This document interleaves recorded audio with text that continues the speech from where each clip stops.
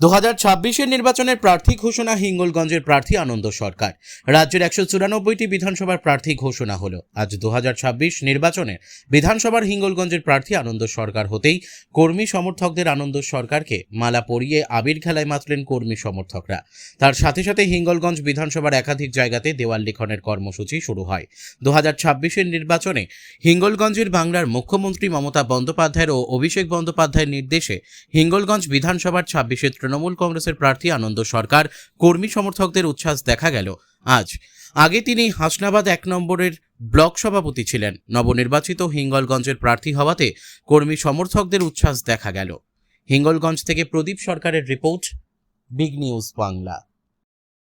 আজকে দেখলাম আপনার নাম ঘোষণা হলো, রানিং বিধায়ক থাকতেও আপনাকে প্রার্থী করলো, কি বলবেন?